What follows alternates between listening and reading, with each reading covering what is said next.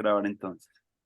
Hola de nuevo. Bueno, este es el cuarto encuentro. Estamos muy contentos de vernos otra vez, de compartir un rato este sábado, que desde la mañana, desde que me levanté, hizo como una luz muy especial. Siempre como muy temprano en la mañana, los sábados, no sé, suelo acompañar a mi compañera como a su trabajo y veía una luz así como muy bonita en estos días, ¿no? Bueno, estuve por la mañana tocando un poquito de cavaquinho, estoy aprendiendo ahí a tocar. María me trajo un cavaquillo de Brasil y siempre es un poco difícil, siempre se hacen unos callos en los dedos, y ha sido una experiencia muy bonita como acercarse a otro instrumento y estoy en ese proceso ahí de aprendizaje y de sacarle ahí como los soniditos a la samba, el samba enredo y esta música tan bella que me gusta tanto de Brasil. Y bueno, pues muy contento de estar con ustedes y de compartir un rato. En la sesión pasada pues estuvimos compartiendo una conversa muy abierta sobre varios temas que iban surgiendo. Fue muy bonito el encuentro pasado porque no había como una estructura tan exacta de todo, sino como que se fue hilando una conversación, un diálogo muy abierto, donde hablamos de muchos temas muy bonitos. Y habíamos dicho que para este, pues íbamos a compartir algunas experiencias que quisiéramos nosotros plantear para empezar a dar a conocer la Universidad del Futuro. Yo me lo estaba imaginando más o menos como un festival que pudiésemos hacer, donde podamos como dar a conocer un poco como ese, por decir así, entre comillas, currículo o metacurrículo, que sea muy integral, donde haya parte de cuerpo, cuestiones intelectuales, lanzamientos de libros. Hay algunas personas en el grupo que me han dicho que tienen libros en espera de ser lanzados, como Judith Bautista, que lanza dentro de poco un libro sobre salud mental, y Fernando Baena también está lanzando ahorita un libro sobre educación transformativa. Entonces, pensando como en clave de festival, tener como una agenda muy nutrida de encuentros, de conversaciones, y ir mostrando un poco lo que nosotros tenemos para compartir. Entonces, para el día de hoy habíamos dicho como que pudiésemos en 15 a máximo 20 minutos compartir un poco lo que nos gustaría a nosotros plantear y recibir una retroalimentación por parte del grupo para dar a conocer un poco esas experiencias que más nos motivan. Ese sería como el tema de hoy. Entonces, me alegra mucho de saludarlos y de ver que hay una potencia muy bonita en lo que se está haciendo. Vuelvo ahorita dentro de unos días a retomar un poco los diálogos que han estado como parados desde el episodio número 92. Y ahorita que tuve la oportunidad de hacer una residencia en la Sierra Nevada de Santa Marta, allá en casa de Juan Carlos y Vanessa, que tienen una escuela. Eh, Fue muy bello como seguir en ese proyecto de coversidades, empezar a conocer como otras personas que están en América Latina haciendo cosas también muy poderosas alrededor de algunos temas que para la Universidad del Futuro son muy importantes, como los temas espirituales, los temas artísticos, agroecológicos. Y ustedes vieron como que en una de las sesiones pues se habló de las 9 aulas. Entonces tenemos como 9 aulas que surgieron muy naturalmente, sin premeditadamente pues buscar que fueran ellas, sino que fue el grupo de personas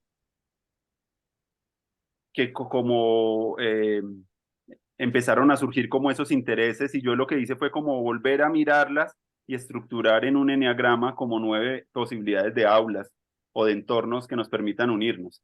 Esas aulas pues van a tener unas actividades. Entonces lo que vamos a escuchar es que en unos encuentros pasados pues ya algunas personas dijeron en qué aula le gustaría más participar, y en este ya es un poco compartir como a suerte de pitch, por decir así, como de prueba así rápida, como un abrebocas de cuál sería como la experiencia educativa que se quiere proponer. Esa experiencia educativa puede ser un taller, un curso, puede ser un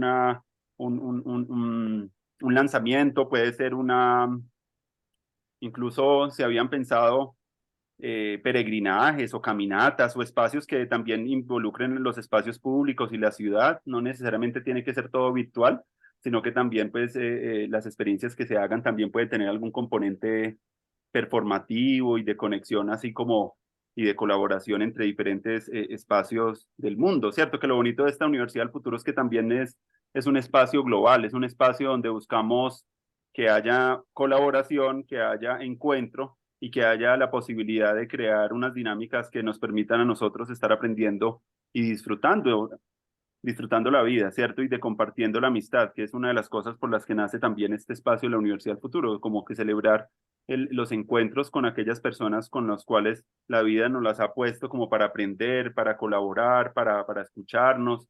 Y bueno, entonces les doy como el saludo de nuevo a todos y quien quiera empezar a compartir lo que trae y lo que resuena como con esta invitación para hoy, pues bienvenido. Pueden también ahí compartir pantalla, si en caso de que tengan algunas diapositivas o cosas, o si lo quieren hacer más dialogado, también se vale. Entonces, bienvenidos a todos de nuevo.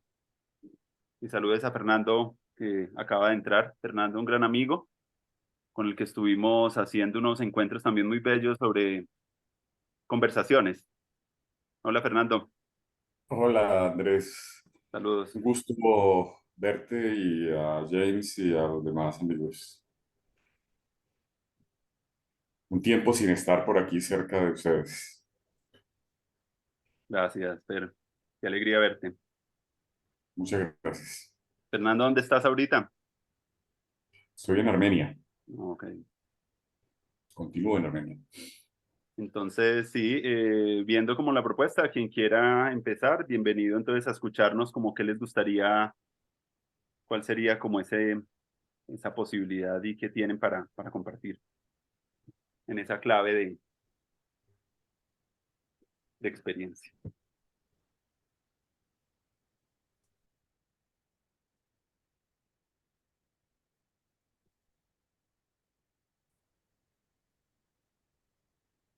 Bueno, yo puedo comenzar. Dale, A ver si puedo ¿quieres compartir. compartir pantalla? Pues, bienvenido. Comparto. Eh, ¿Se puede compartir aquí? Eh, ok, listo. Entonces yo empezaría como con esta reflexión inicial, como una manera pues de justificar lo que voy a hacer o lo que propongo. Y es que dice ahí, cualquier universidad del futuro debe entender que a veces pensamos mucho, pero nos alejamos de la realidad. Necesitamos equilibrar nuestras ideas, lo que realmente está sucediendo. No solo se trata de seguir reglas, sino de adaptarnos a lo que está pasando en el momento. No necesariamente hay un camino fijo a seguir, sino más bien aprender a adaptarnos y entender lo que está sucediendo a nuestro alrededor. Entonces, ahí las reflexiones en cuanto a una relación entre pensamiento y realidad sería como la reflexión allí, ¿cierto? Y entonces, dado que lo que se está complejizando cada vez más también es como el pensamiento y lo que está aumentando es como la cantidad de lenguaje. eh, por ejemplo, claro, obviamente desde el libro, desde el periódico, desde la televisión, ¿cierto? Y cómo la televisión comienza en la sala, pero termina en la habitación de cada persona individualmente y ahora ya está en el bolsillo, ¿cierto? Con muchos más servicios, o sea, ya interactivo. Y ahorita con la inteligencia artificial ha aumentado como el lenguaje, ¿no? Como la cantidad, la cantidad de palabras que se producen. Eh, entonces hay un desequilibrio mayor aún ahora entre las palabras y la realidad, o sea, ya hay más, digamos, si había una especie de desconexión entre el pensamiento y la realidad, si había una especie de desconexión como entre la universidad y la realidad, entre los doctorados y la realidad, entre las maestrías y la realidad. Ahora es mucho más amplio, digamos, ese problema o esa fragmentación, digamos, hay una invasión de pensamiento, hay como un exceso de pensamiento, hay un exceso de lenguaje, hay un exceso de palabras y hay una carencia de realidad, hay una ausencia de realidad. Me recuerda esa frase de, no, que sé qué filósofo hablaba del desierto de la realidad, como una ausencia de realidad, porque todo se vuelve simulacro, todo se vuelve lenguaje, todo se vuelve simulación, todo se vuelve proyecto. Entonces, ese es el problema que enfrenta cualquier universidad del futuro, porque esa universidad, entonces, que no reconozca eso, no sería universidad del futuro. Por eso, entonces, se me ocurre plantear, no sé, la parte de arriba del este, yo no la veo bien. ¿Sí se ve la parte de arriba del flyer? Bien. Yo no la veo, pero creo que ahí dice un taller virtual de juegos mentales.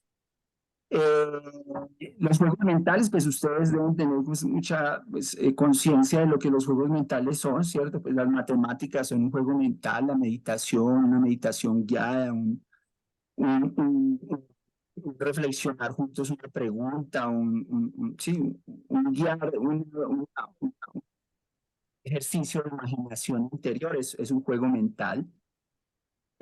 O sea que la misma meditación aquí está dentro del juego mental, no lo llamo meditaciones porque yo no soy pues un profesor, no soy instructor de meditación, ni tampoco soy terapeuta, soy un profesor básico y entonces en ese sentido pues hablo de juegos mentales, que es pues como una herramienta muy usada en la pedagogía para resolver problemas y muchas otras cosas.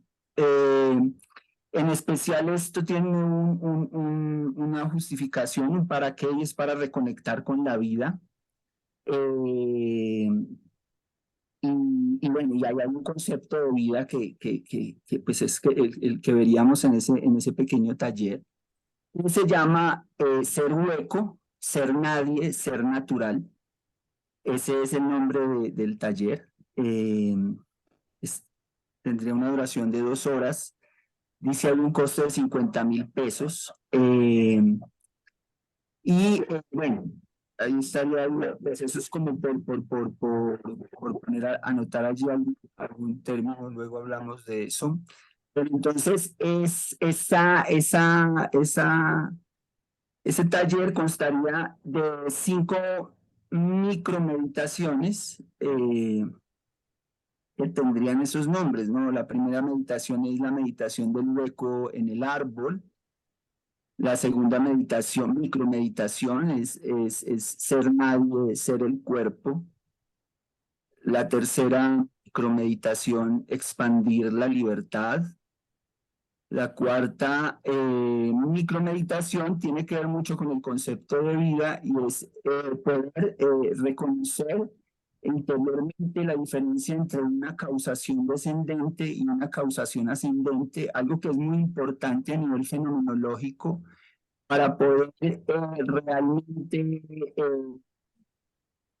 ser, ser distinto a la modernidad y distinto a la posmodernidad, ¿cierto? O sea, no podemos realmente salirnos de ese juego si no reconocemos esa diferencia, que es como una diferencia neurológica, pero también es una diferencia de la dirección de la información en nuestro interior. Entonces, eso es importante. Y terminamos con la micromeditación de suelta lo que sigue, que también es muy importante para comprender lo que allí se va como a a dar. Entonces, hay esa causación ascendente,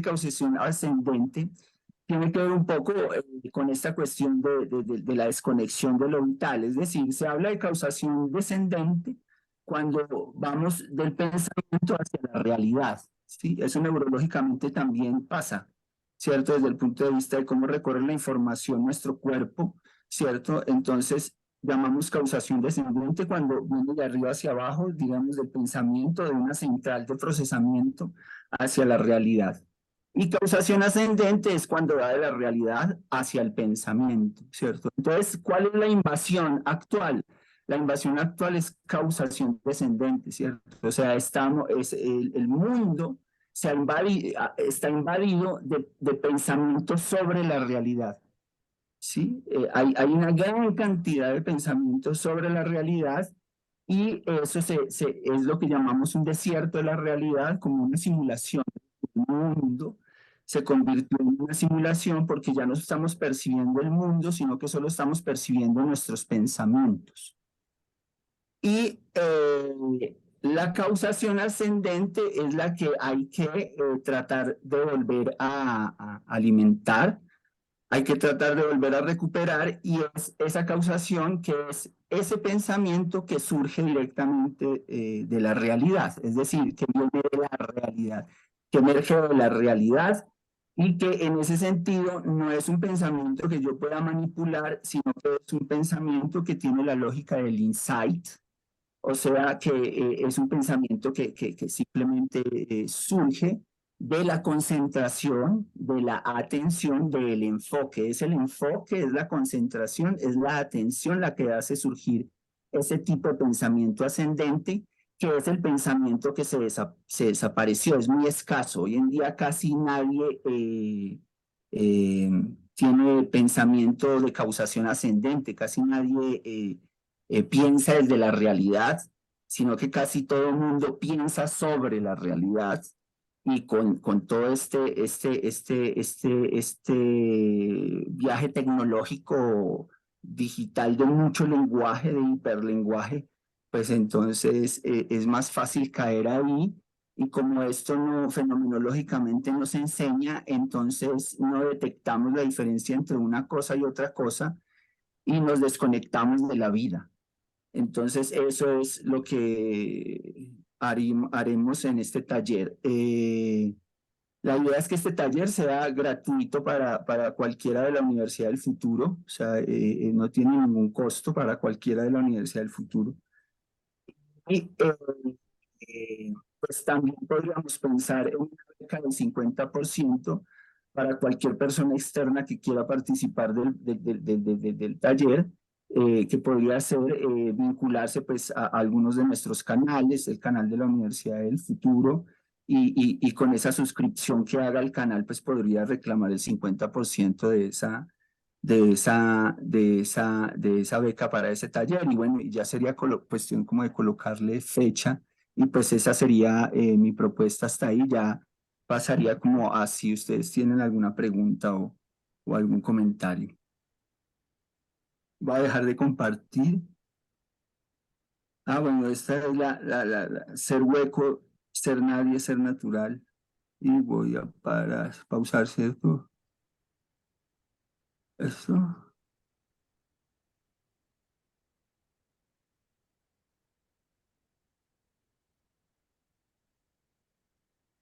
Gracias, James.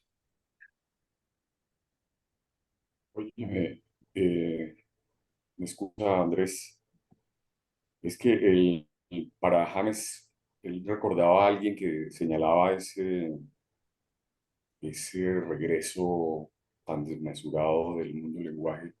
Y creo que James era Federico Nietzsche, que él lo señalaba como el desierto crece. Él lo estaba llamando el desierto crece.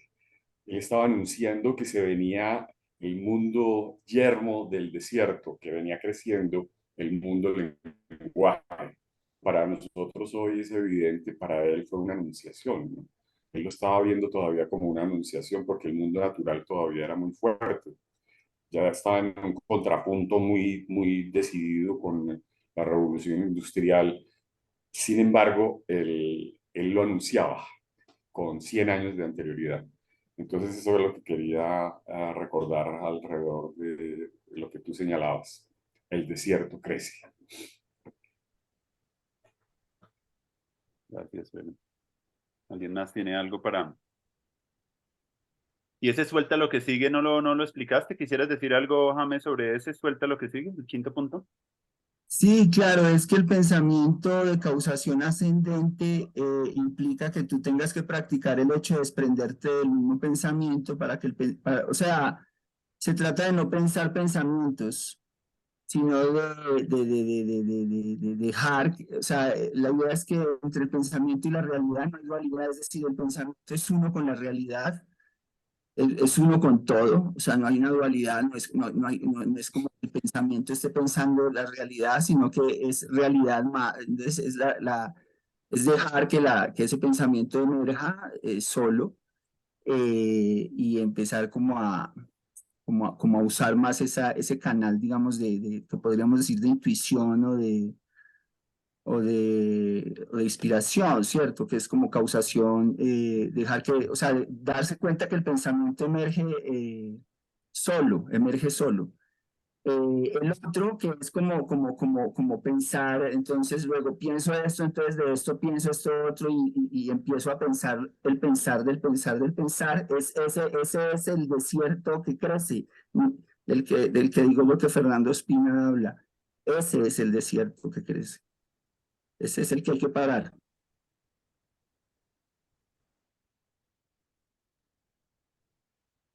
¿Dentro de qué aula verías que está como tu taller, James? ¿Dónde lo escribirías tú? Sí, no, ahí sí no sé, yo creo que pues me gustaría que ustedes me ayudaran como con eso. Como en el 9, creo que ese es el del pensamiento, en los juegos mentales, me parece que caería muy bien ahí.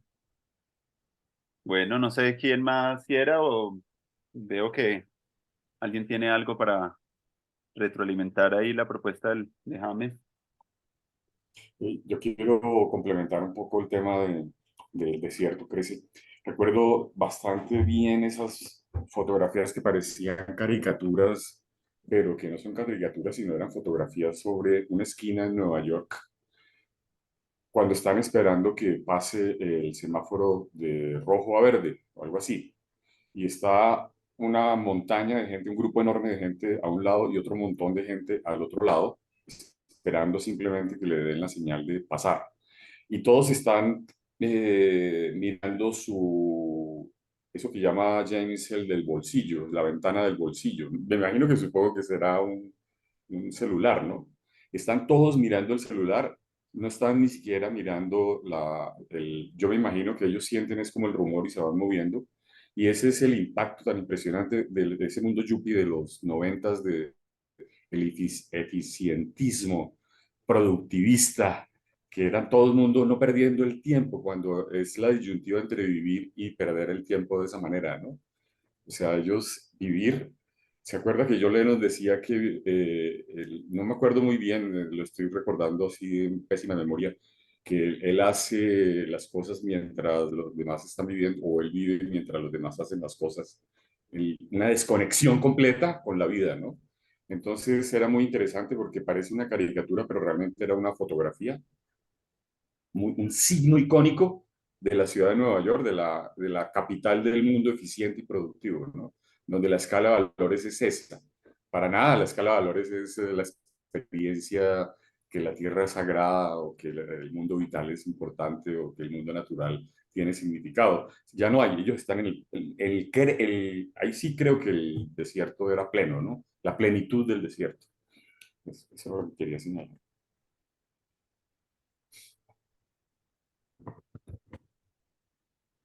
A mí me gusta mucho lo de las meditaciones y de las expresiones que estás usando porque son como paradójicas también.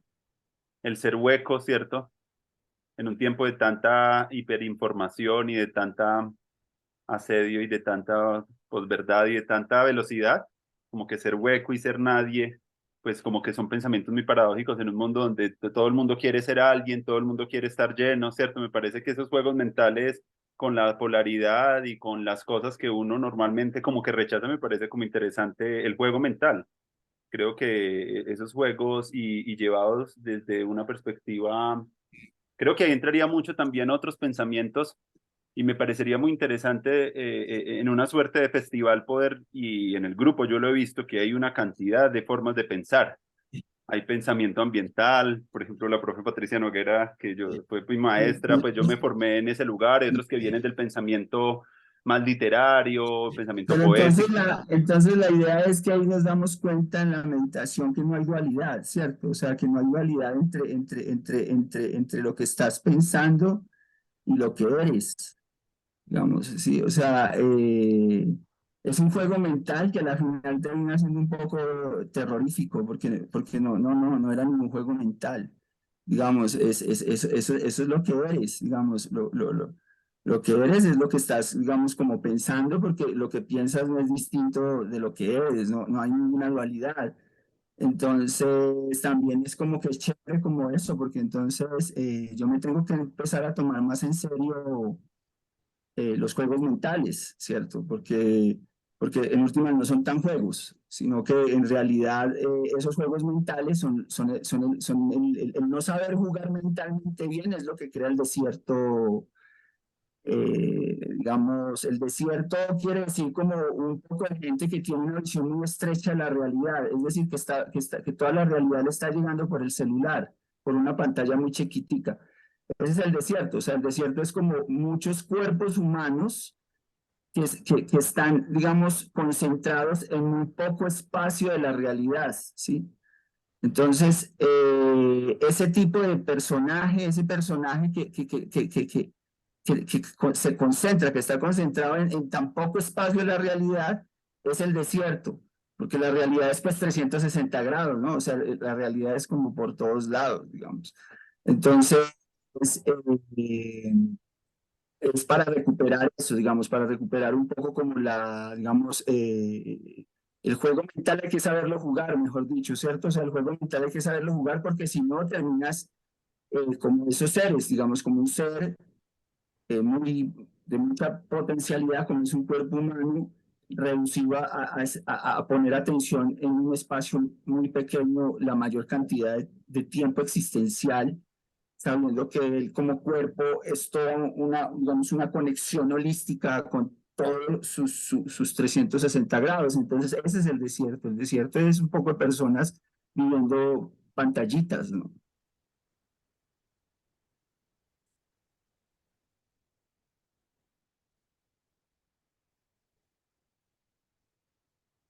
Estaba pensando también como en lo de la magia,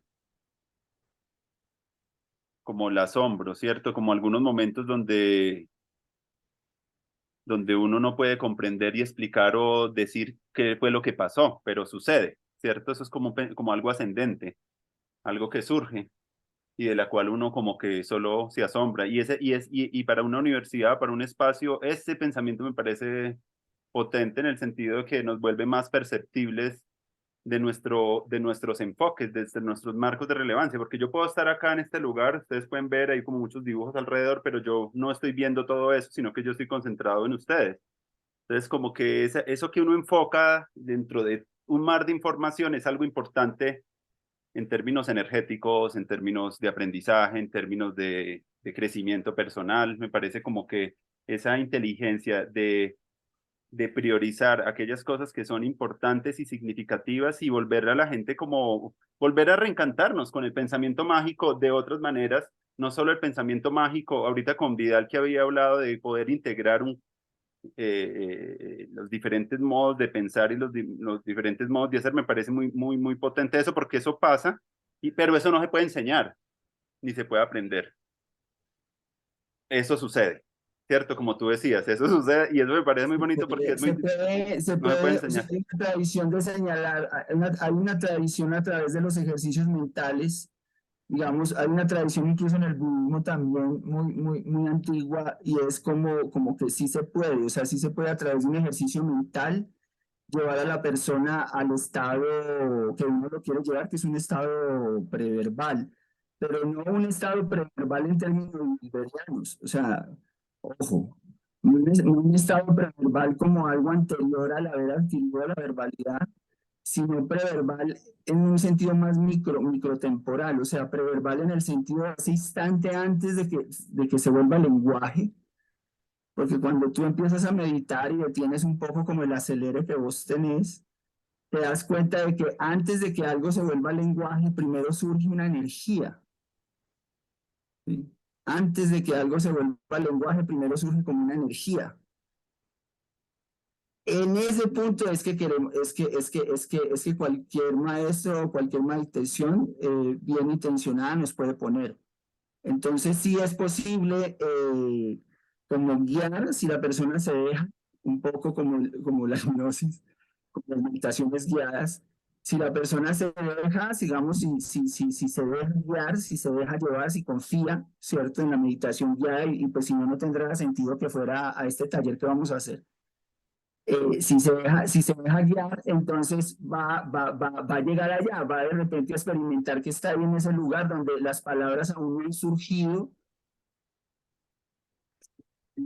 él siente el momento previo, digamos, ese momento preverbal me refiero, digamos, como el momento preverbal del microtiempo, no el momento preverbal desde cuando éramos niños, sino esa sensación de estar antes de que surja toda la verborrea y uno se vaya siguiendo toda la verborrea, sino antes de eso, digamos. En ese momento es posible como hacer otras cosas con esa energía, es donde se empieza a aparecer lo creativo realmente, digamos. Sería como... Entonces, si digamos desde la tradición, eso le llaman en el budismo como las instrucciones de señalar. O sea, que no podían señalarle a alguien esa verdad evidente de la que ellos estaban hablando. Esto es como eso, digamos, como señalar una verdad evidente. Y es que realmente el pensamiento, o sea, que hay un pensamiento que surge solo, que está surgiendo solo permanentemente. Eso es algo como tan simple y tan evidente como que se nos olvida y le damos mucha más importancia al hecho de tener grandes argumentaciones que en última son un ciclo infinito de argumentación porque todo es una justificación infinita que nunca logra justificarse completamente. Entonces, es una experiencia que sí se puede de algún modo guiar verbalmente, incluso por internet. Oye, hay algo que me llamó la atención ya de lo que señaló, y es ese constreñimiento espacial. Ni siquiera lo había captado, pero es que está reducido a esa pantalla que tú señalas, que es como el tamaño de una estampilla. De pronto, estampilla es algo que ya no se capta, no veo que haya de nueva generación, entonces creo que no hay ningún peligro, no hay ningún problema, pero esa pantalla que tiene el tamaño de una estampilla, y recuerdo la novela de Ciro Alegría que se llamaba El mundo es ancho y ajeno, esa era esa batalla heroica entre esos indígenas frente a un propietario gigantesco de la tierra, bueno, etcétera. Pero el mundo era ancho y ajeno. Y hoy ese constreñimiento espacial, ahora me doy cuenta que está reducido, es una mentira porque parece que estuviera conectado con el planeta entero y es inamovible, está parado ahí, tal vez reducido al espacio donde está sentado sus zapatos, ¿no? Los dos pies. Entonces, muy interesante ese constreñimiento espacial que está usted proponiendo como en esa dimensión. Yo en otras épocas diría que era un constreñimiento espaciotemporal, pero en este me doy cuenta que es más un constreñimiento espacial, ¿no? Es mucho más relevante, o sea que me parece interesante. Frente a ese mundo que es ancho y ajeno de otra época, ¿no? De hace 150 años o otra. Bueno, ¿quién quiere compartir también otras experiencias o algo más ahí como para redondear la propuesta de James? Quien quiera tomar la palabra ahí, bienvenidos a seguirnos escuchando.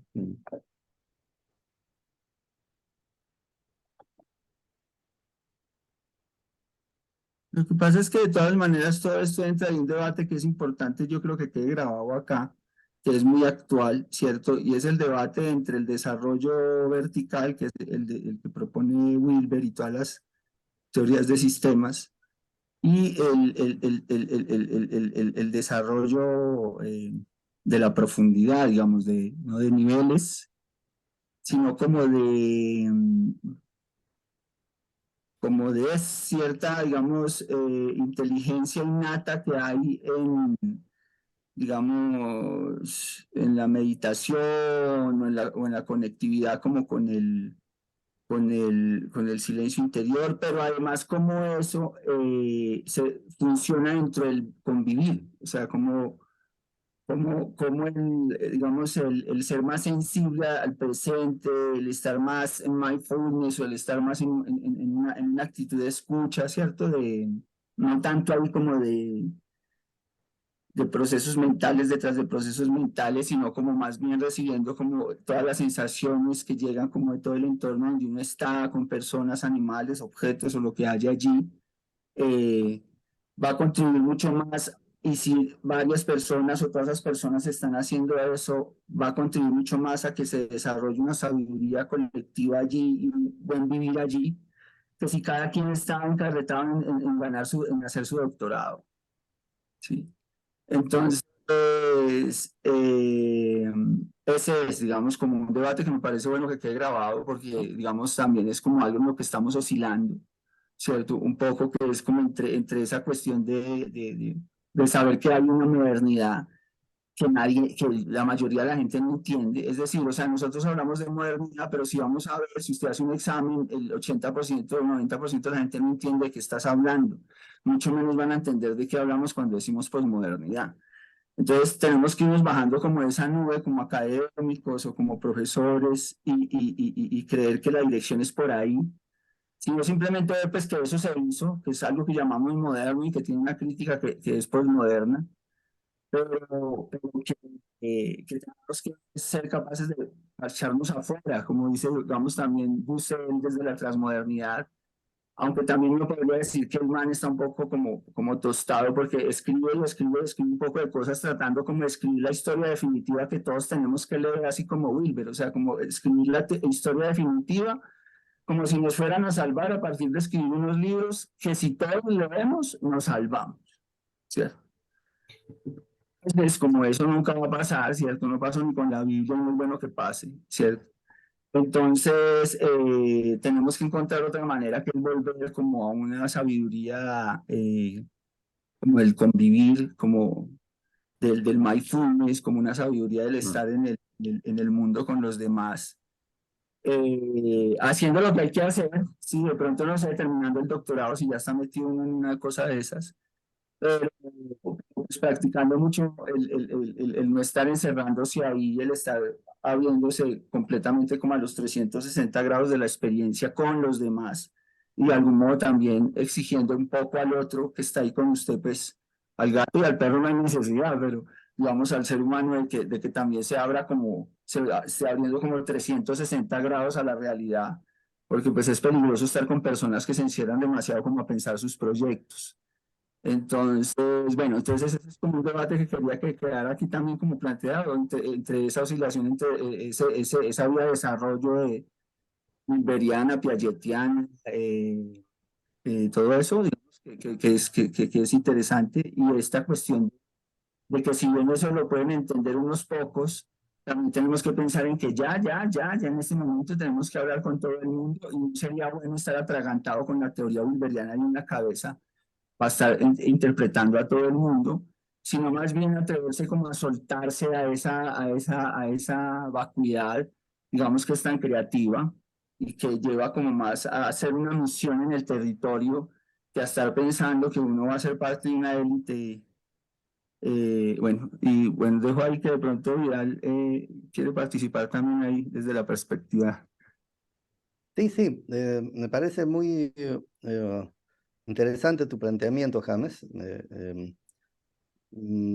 Es más, coincide completamente con lo que yo vengo haciendo con estos diálogos internos, que tal vez son diferencias de matices, porque, por ejemplo, en el método con el método que yo trabajo, que es el Big Mind, ¿no? Se trabajan con lo que es la mente conceptual, por tanto ahí cabe lo de los juegos mentales, pero hay todo un universo de un trabajo que se hace con la no mente. es precisamente ese vacío, esa vacuidad a la que tú te estás refiriendo, y que efectivamente pues tiene que ver con lo originario, con el origen que tenemos, ¿no? Que en la evolución, por ejemplo, bueno, y este es un aporte mío también haciendo estos diálogos, porque yo hago, por ejemplo, encarnamos a la mente conceptual con todo lo que es, ¿no? O sea, la empoderamos inclusive, y de ahí cuando vamos al opuesto, ¿cuál es el opuesto? El opuesto es eso que estás mencionando, o sea, no mente, vacío, no conceptos, y poco a poco, ¿qué va emergiendo? Va emergiendo el primer tipo de cerebro que hemos tenido evolutivamente, ¿no? Aquel que es el más instintivo, el más visceral, y que está despojado de cualquier calificación, juicio, concepto, etc. A esto es a lo que cuando haces mindfulness, meditación, pues te aproximas. Pero esto es algo muy natural. Y cuando tú te conectas con lo instintivo, tienes una certeza absoluta de lo que quieres, de lo que sientes, sin filtros, ¿no? Entonces, en el Big Mind se puede encarnar uno como el otro y luego ir a un ápice desde el cual uno puede estar incluso en los tres lugares. Entonces, todas estas prácticas pues son absolutamente útiles. Yo las hago todos los días y es en este momento en el que yo estoy también trabajando con eso. Por eso digo, James, a mí me parece maravilloso. Te felicito por proponerla. Es otra manera, digamos, distinta a la que yo manejo, pero que es como sobre lo mismo.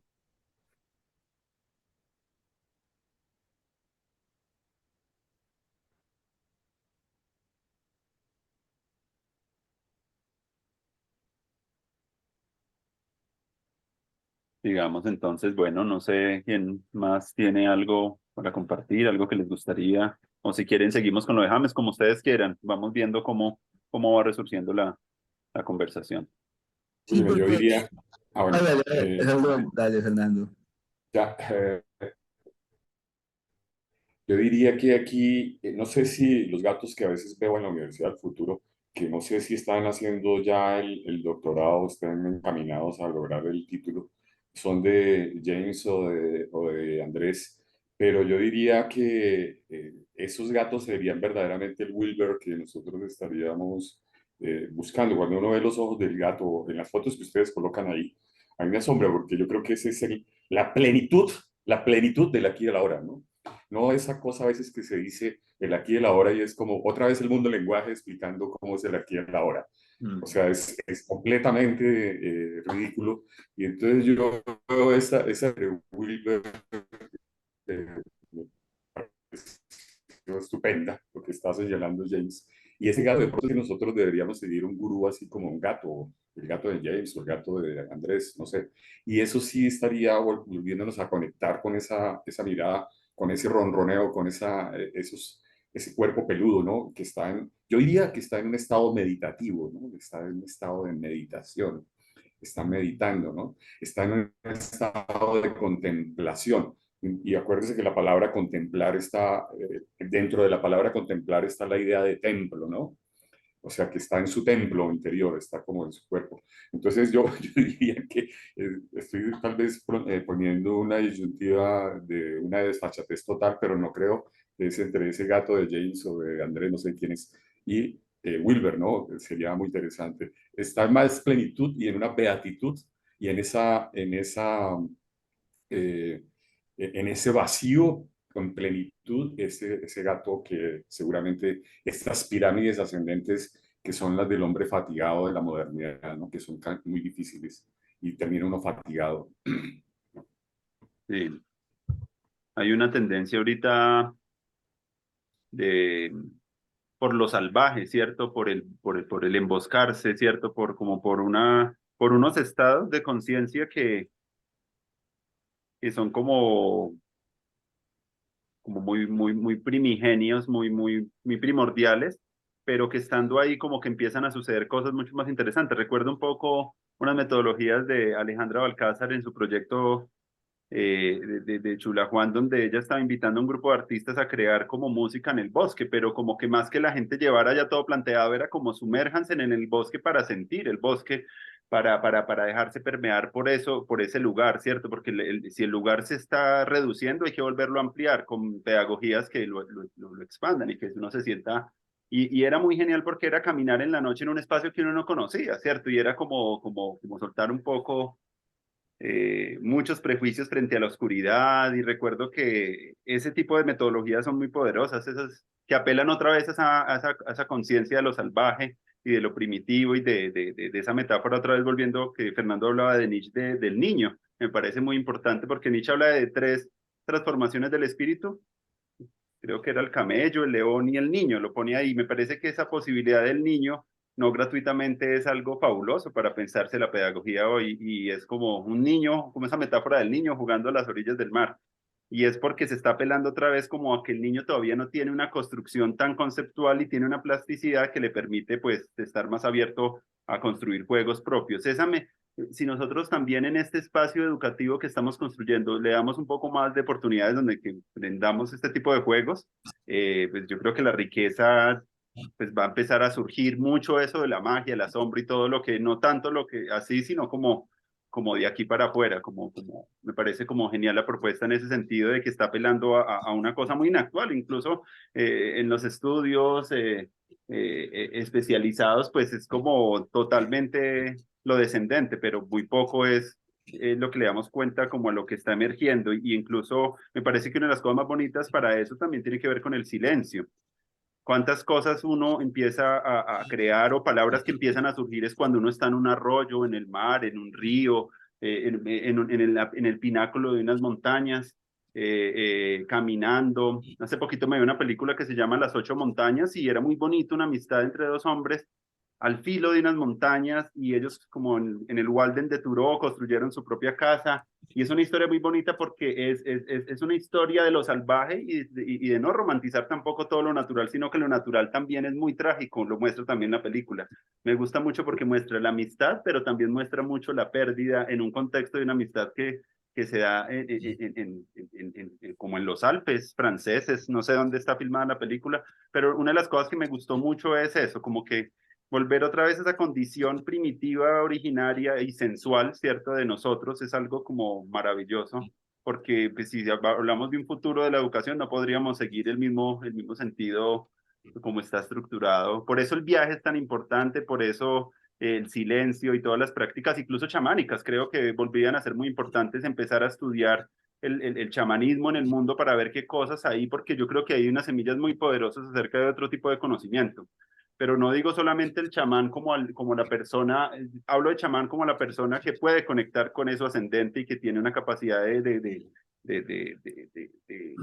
como decía mi amigo Fito, de atrapar silencio, como estar ahí como buscando inspirarse sin tener que estar siempre llenando, sino como volverse más receptivo frente al instante, frente al momento, frente a las cosas sencillas, ¿cierto? Como que va a ir como hilando la narrativa frente a eso, y eso me parece poderoso, y yo creo que todos lo hemos sentido. Cuando uno se pone a ver, eso es algo, como decía ahorita Vidal, parte de nuestra experiencia, sino que a veces como que la llenamos y como que perdemos ese demasiado filtro, pero es maravilloso en ese sentido.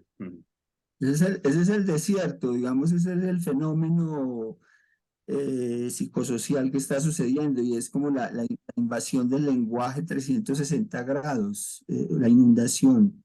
Entonces, el asunto es un poco claro, o sea, la salida es sensorial, digamos, como hacia todos lados de manera sensorial.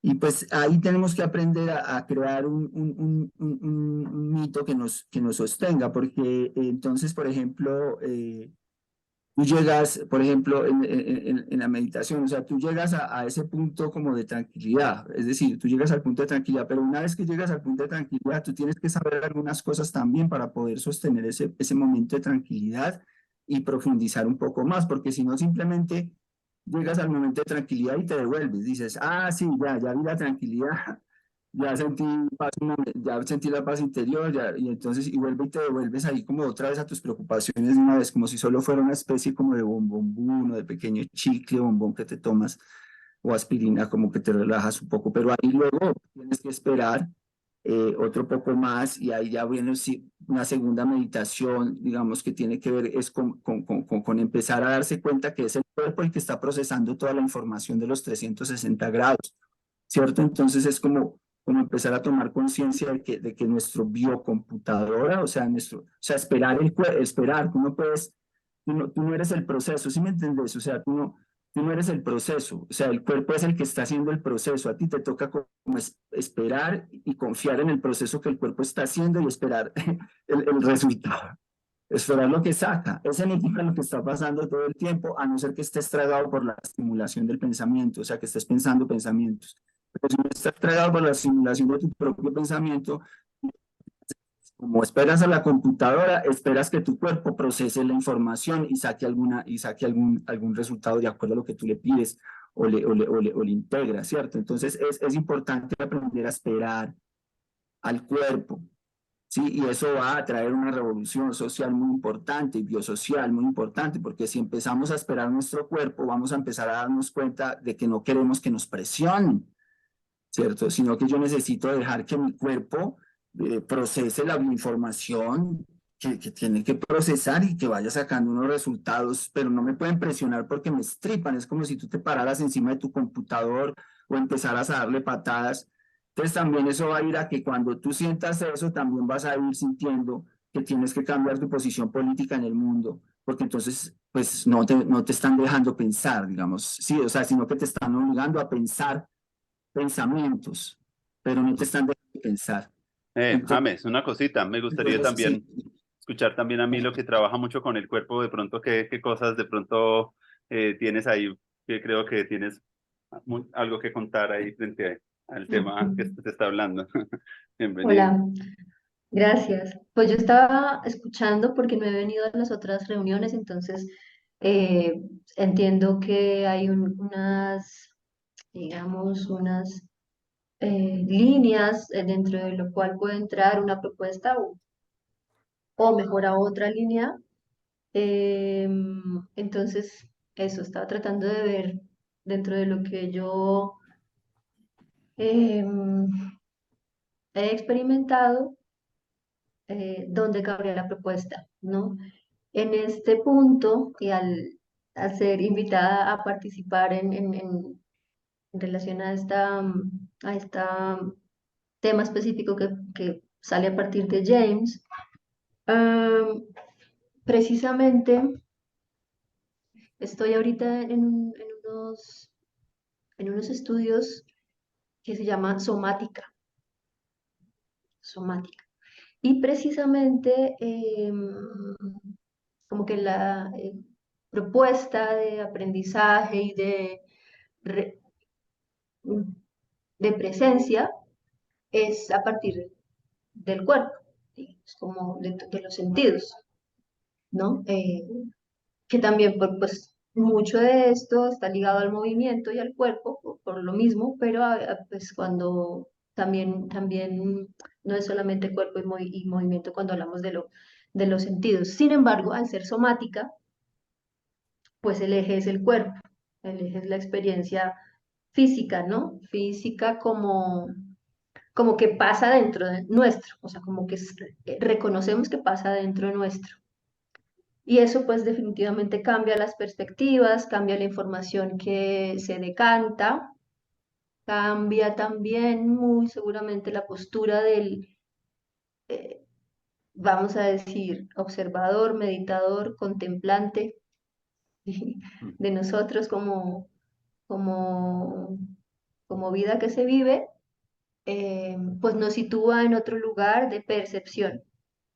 Eh, entonces, claro, para mí también es un abordaje al que le estoy encontrando los nombres, tal vez siempre en mi camino del movimiento y de la danza, siempre había como tenido una orientación más hacia lo sensorial, precisamente, pero son épocas en las que términos como somática o body mind centering o bueno, todas estas cosas tal vez no estaban todavía circulando por ahí, ¿no? Entonces, encontrar ahorita a partir de la somática estudios, propuestas, estructuras sobre el aprendizaje a partir de lo sensorial, definitivamente cambia el orden, quizás del orden y los intereses de lo que queremos aprender, ¿no? De a qué le damos más importancia o desde qué parámetros escogemos las experiencias. Ya nos sitúa, por ejemplo, en un lugar de escoger las experiencias, por ejemplo, ¿no? Que es un poco lo que estaba diciendo James ahorita, no quiero que me presionen, no esperen un resultado, o sea, no quiero dar un resultado porque siento una presión del entorno, porque pues el entorno está respondiendo a una demanda de respuesta casi que automática, precisamente por toda la sobreestimulación.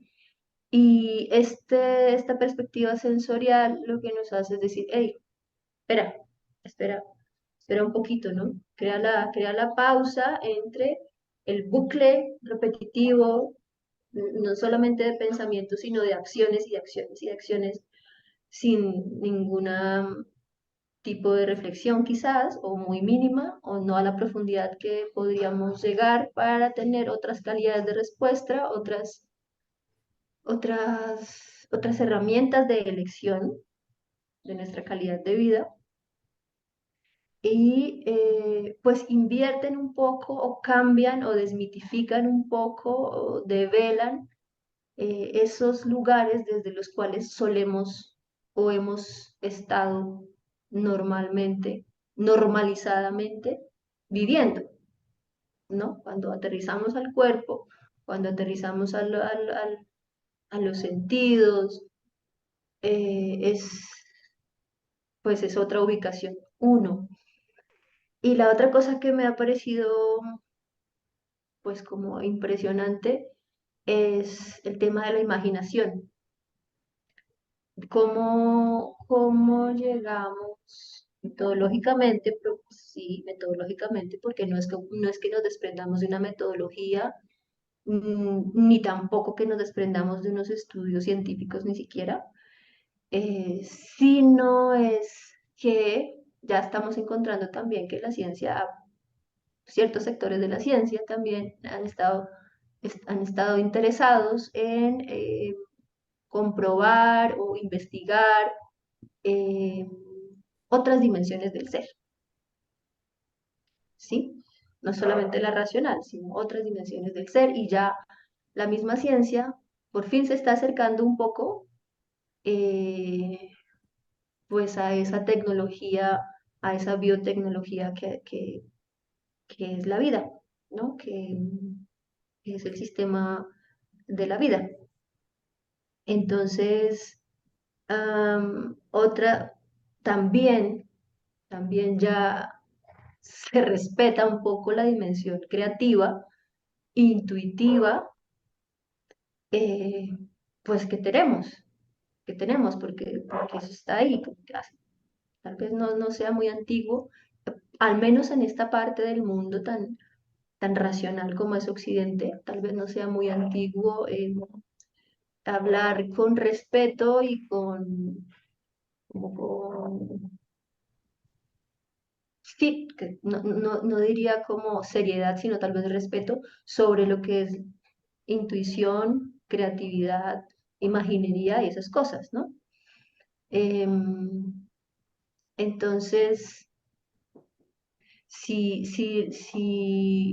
la universidad o toda empresa del futuro em, realmente se da cuenta de lo que está pasando, y es que básicamente, pues no, tampoco quiero ser fatalista, pero sí hay un montón de alarmas prendidas, ¿no? Sobre el devenir de las cosas,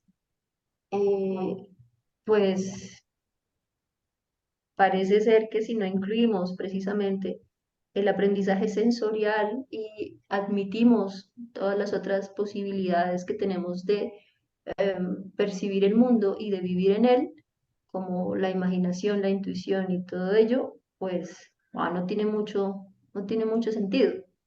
Mm. ¿Mm?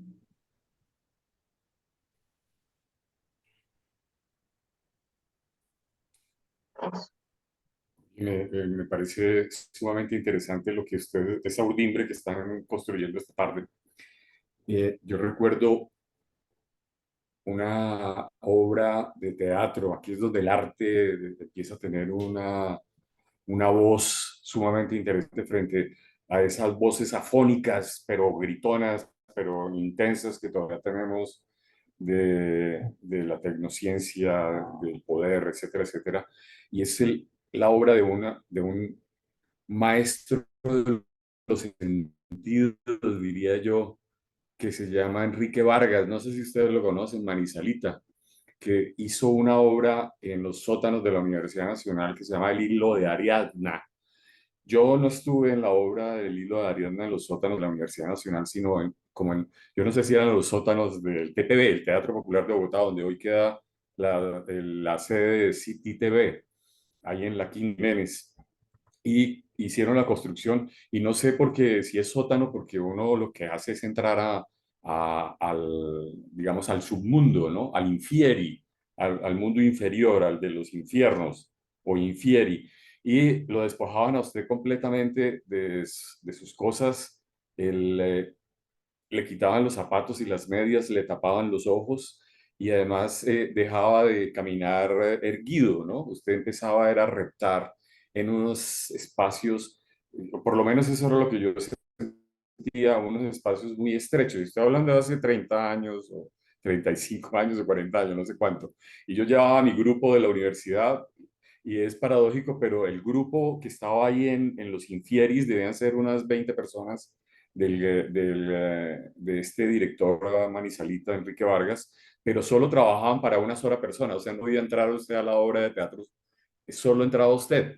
Entonces iban trabajando y hay alguien que lo iba tocando a uno en el cuerpo y usted sentía el frío y sentía digamos, la humedad del agua, y sentía no sé si era plástico o esas texturas tan extrañas, hasta que llegaba usted y lo iban llevando en la plena oscuridad. Entonces, al bajar ese mundo de lo visual, ese mundo de los sentidos visuales que es tan imponente, y al empezar a emerger eso áptico, eso que se siente en el cuerpo, yo sentía arañas, yo sentía animales, ese cerebro arcala Vidal, yo lo sentía por todas partes, yo sentía una cantidad de miedos y ahí tenía unas manos deben ser los actores o yo no sé si eran los monstruos que me iban llevando hasta llegar el hilo de Ariadna me iba llevando hasta llegar al Minotauro, ¿no? El Teseo llevando al Minotauro.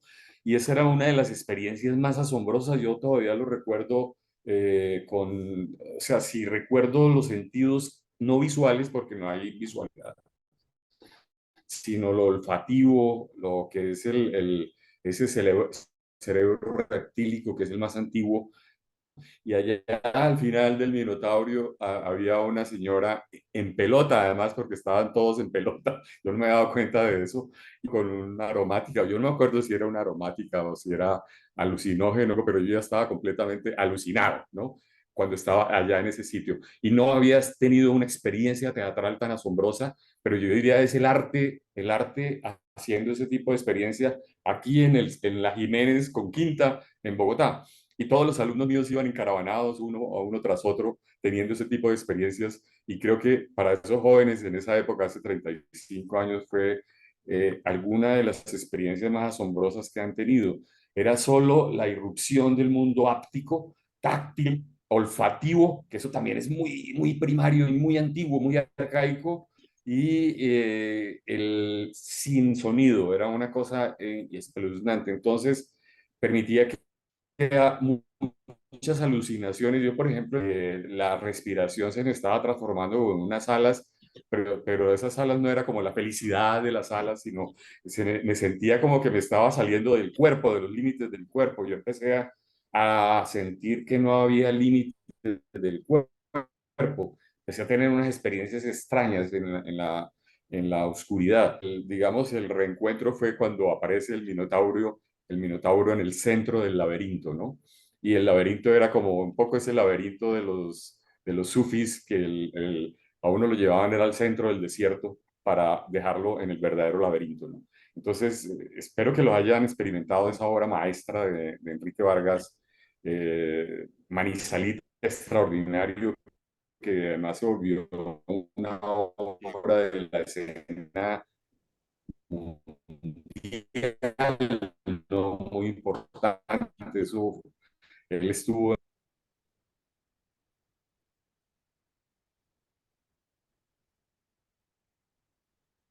Lo que un parte ahí final.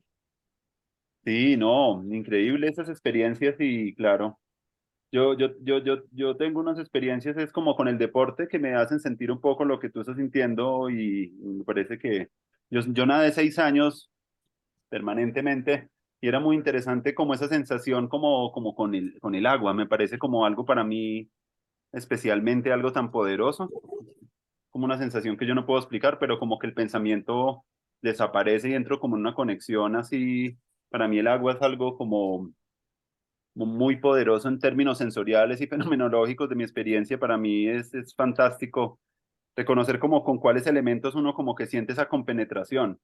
Y he sentido como unos insights muy bonitos cuando estoy como en un río, ahí como en silencio, como estando como sumergido el cuerpo, como que recuerda también como algo muy primitivo del ser humano, porque todos también venimos como de esos líquidos. Entonces, recordaba yo un poco eso cuando tú contabas esas experiencias.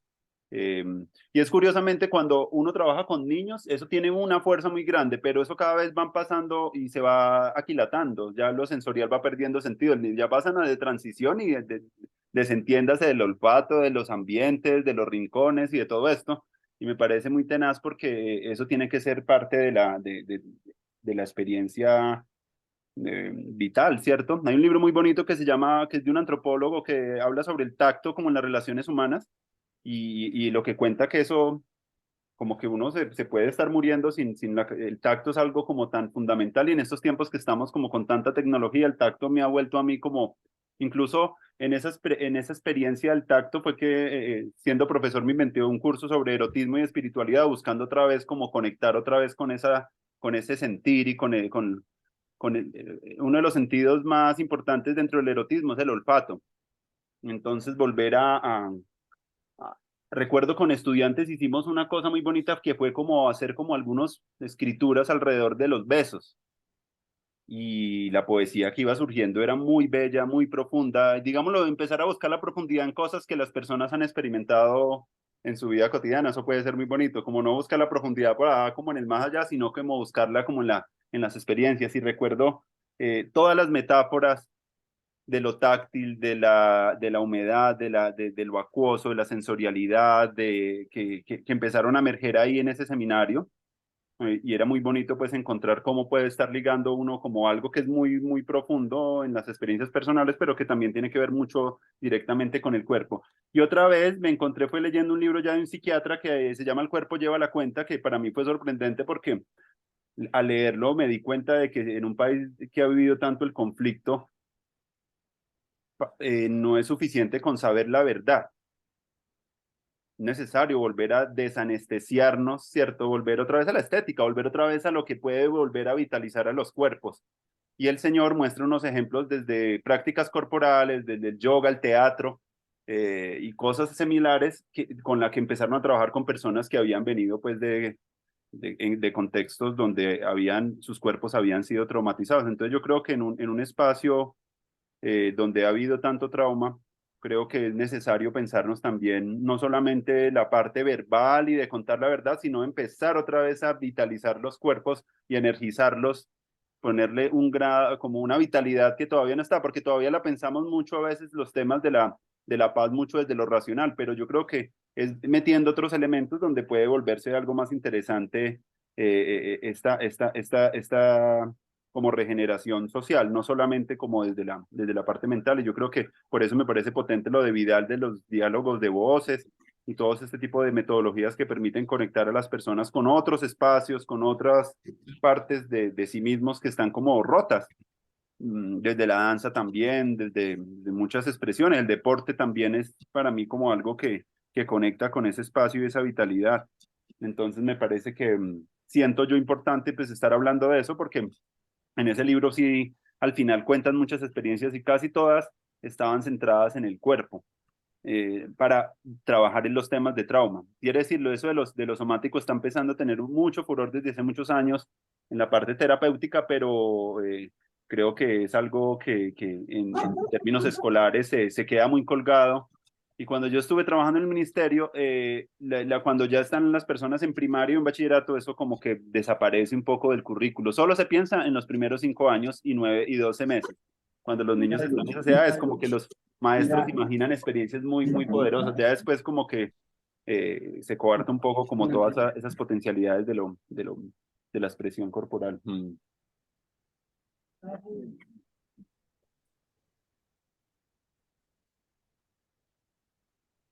¿Tú no recuerdas a Enrique Vargas en Manizales, Andrés? No, no. James sí cabeció, pero yo no lo conocí, no.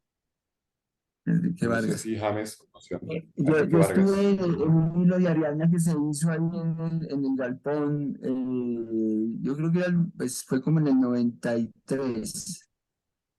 No sé si fue por esa época que también vendría de allá o estos lo vieron o era un ejercicio ya que hacían en clase, no me acuerdo bien del profesor, pero sí del hilo.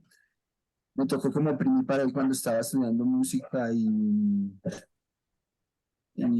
claro, sí, fue una experiencia desencajante porque pues todos veníamos como a vivir una experiencia pues del teatro como pues clásica y todo y entonces esa experiencia era como muy interesante y yo creo que ese tipo de experiencias ya lo sacan a uno como de la universidad del todo. Yo pienso que yo entré por ahí y salí al otro lado y ya nunca volví.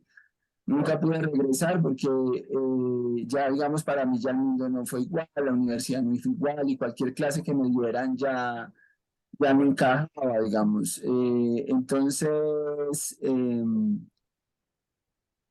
el asunto, alguien contaba la historia en estos días de que acordaba cuando le empezaron a enseñar es que a orar. Y me acordé mucho porque yo tuve una experiencia como parecida y fue que cuando le empezaron a orar, cuando esta persona pidió ay, que él quería hablar con Dios también, como una persona, pues, un niño, y entonces le dije, ah, bueno, listo, le vamos a enseñar a rezar.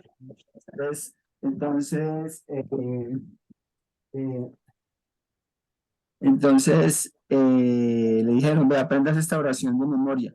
Y él dijo, ¿cómo? Era un niño. Y dijo, ¿cómo? Y él sí, que se aprendiera esa. Y él dice, no, pero ¿cómo así? ¿Cómo voy a hablar yo con Dios con unas palabras de otro? Entonces, creo que es un poco eso, sí, o sea, es eso, es como que lo que se da, otra vez, otra forma de hablar de ese desierto, de esa inundación del lenguaje, es como la inundación de oraciones digamos, de la gran cantidad de palabras que la gente dice que son como de otros y simplemente las están repitiendo y no están realmente hablando con Dios o no están realmente hablando con la naturaleza, sino que sacan un papel o bajan algo de algún lado que les diga cómo hablar con la naturaleza y hablan con la naturaleza así, digamos. Entonces, eso es la modernidad, digamos. O sea, eso es lo que se llama como podríamos resumir que la modernidad y la posmodernidad es como eso, digamos, es como hablar con uno mismo. Eso es como la modernidad y la posmodernidad. Digamos como que el ancestro no habla con uno mismo, sino que digamos como que el ancestro habla, digamos como que habla. Sí, no sé si me hago entender. Yo tengo un amigo poeta que la otra vez decía, él decía, digamos como que él no le escribía a alguien, digamos como que él escribía, o sea, eso se escribía. Sí, eso se escribía, digamos, como que él no se lo escribía a alguien, o digamos, no, digamos, entonces, hay eso, hay como una trampa mental que es muy peligrosa porque desde ahí es que se están pensando también las nuevas soluciones, digamos, como decir, entonces la gente moderna y la gente posmoderna es la que está pensando como que entonces cuál será la solución. Y la verdad que pues ellos no pueden tener la solución pues porque están pensando de forma moderna y posmoderna y ya sabemos pues que esa es precisamente parte del problema. Entonces, pensar por fuera de eso es pensar por fuera de los pensamientos y pensar por fuera de los pensamientos es darse cuenta que los pensamientos son naturales, que los pensamientos surgen de manera, emergen de manera natural y habría que ver, vivir ese fenómeno, habría que atreverse como a vivir otra vez ese fenómeno, ¿no? Como a vivir el fenómeno de la espontaneidad, ¿cierto? Pero digamos, pero eso implica como una lucha política porque no hay como mucho trabajo ni mucha, no hay como mucho trabajo ni mucha, digamos, incentivo para eso, pero entonces es algo como que no puede depender del incentivo, porque imagínate, si digamos, o sea, la honestidad no puede ser, no puede tener precio, digamos, ¿cierto? Entonces, yo creo que eso es la universidad del futuro. Ahora, es otra cosa, otra forma de decirlo es como presentar el presente. O sea, hay que estar presentando el presente, porque si no se presenta el presente de una manera nueva, entonces el presente ya no es presente. Entonces es muy clave la universidad del futuro, porque la universidad del futuro puede terminarse volviendo la universidad del pasado o una universidad común y corriente, así se llama la universidad del futuro, ¿cierto? Porque no se trata de llamarse la universidad del futuro, sino que se trata de no pensar pensamientos, no pensar cosas viejas, sino de estar en insights, digamos, como generando insights todo el tiempo pero entonces, como te digo, pero eso implica una lucha biopolítica, porque eso no lo está pagando el capitalismo, o sea, al capitalismo no paga la honestidad, digamos. Cerraría como con eso.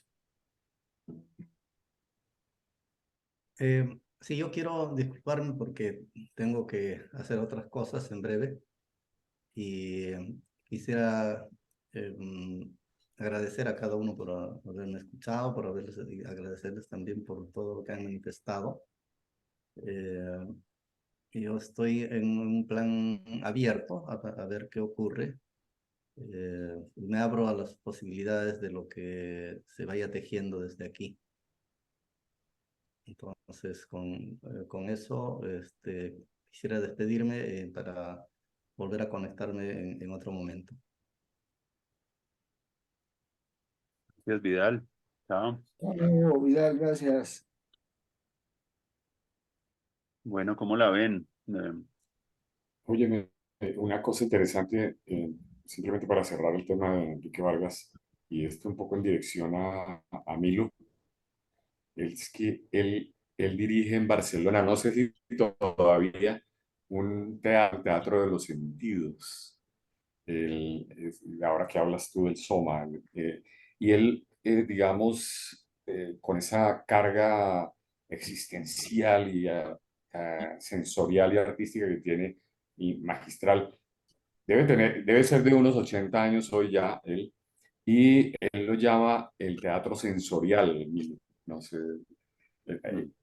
yo no conozco sino de esa época, tampoco le he seguido la vida posteriormente, y rescata ese sentido también del juego, ¿no? De ese juego que uno a veces no tiene tiempo para el juego. O sea, estoy muy ocupado y tengo reuniones y el Transmilenio dura 2 horas y tengo que levantarme, o sea, fatigado completamente. Y busca rescatar esos laberintos. Él decía en una conversación, decía algo que de pronto ustedes que son del viejo Caldas, decía que él buscaba rescatar esos laberintos improvisados que él tenía en su infancia en los parajes cafeteros, ¿no? No sé qué quiere decir eso, pero seguramente ustedes sí que vivieron en el mundo del café y de las fincas y de eso puede sentir eso, ¿no? Pero eso lo decía este señor y rescataba ese sentido también del juego, ¿no? A través de su teatro sensorial y el teatro de los sentidos en Barcelona. Yo no sé hoy cómo será, quién será Enrique Vargas, si vive o está en otro mundo, o no sé, pero él dejó una huella muy importante y tal vez algunos de los que pasaron por ahí sí decidieron que la universidad no era el camino, como dice James Delgado. Bueno, no sé si vamos cerrando por hoy o tienen algo más para compartir. Creo que ya se ha hablado, podemos dejar algo para la próxima, pero veo que podemos mirar a ver qué otras propuestas y cursos podemos escuchar y para seguir ahí la conversación que está muy buena. ¿Qué les parece? Yo, a mí me gustaría, si es posible, como reconocer las otras áreas de las aulas.